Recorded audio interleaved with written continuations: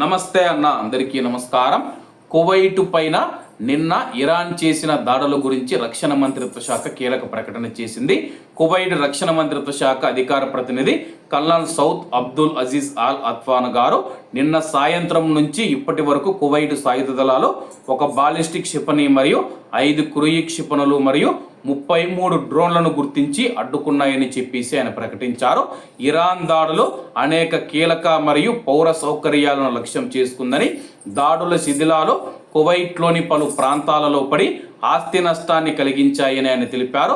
Kuwait నావికా దళానికి చెందిన ఒక నౌకను లక్ష్యం చేసుకున్నారని, దీని ఫలితంగా సాయుధ దళాలకు చెందిన 4 సభ్యులు గాయపడ్డారని కూడా అధికార ప్రతినిధి వెల్లడించారు. వారికి అవసరమైన వైద్య సంరక్షణ అందించబడుతుంది.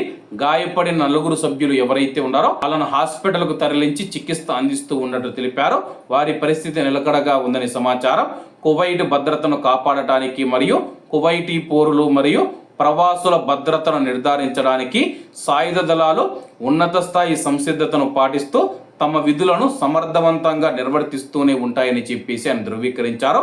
అలాగే ఫిబ్రవరి 28వ తేదీ నుంచి కువైట్ పైన ఇరాన్ దాడులు చేసినప్పటి నుంచి ఇప్పటి వరకు 21 క్రూయిజ్ మిసైల్స్ మరియు 387 బాలిస్టిక్ మిసైల్స్ మరియు 949 డ్రోన్లతో కువైట్ పైన ఇరాన్ దాడి చేసిందని చెప్పేసి, అలాగే ఇరాన్ చేస్తూ ఉన్న దాడులను కువైట్ సైన్యం తిప్పికొడుతూ ఉంది.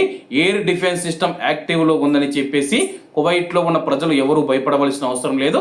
సైరన్లు మోగినప్పుడు మాత్రం సురక్షితమైన ప్రాంతాలకు వెళ్ళి తలదాచుకోవాలని చెప్పేసి అధికారులు తెలుపుతూ ఉన్నారు. కాబట్టి కువైట్లో ఉన్న మన భారతీయులు ఎవరైతే ఉన్నారో మీ దగ్గర ఏదైనా సైరన్లు మోగినప్పుడు కానీ లేకపోతే పేలుడు శబ్దాలు వినిపించినప్పుడు సురక్షితమైన ప్రాంతాలకు వెళ్ళండి. సురక్షితమైన ప్రాంతం ఏదైనా ఉందంటే కానీ సిర్దాప్ అని చెప్పేసి అండర్ గ్రౌండ్ ఏదైతే ఉందో అది చాలా సురక్షితమైన ప్రాంతం అని చెప్పేసి అధికారులు తెలుపుతూ ఉన్నారు.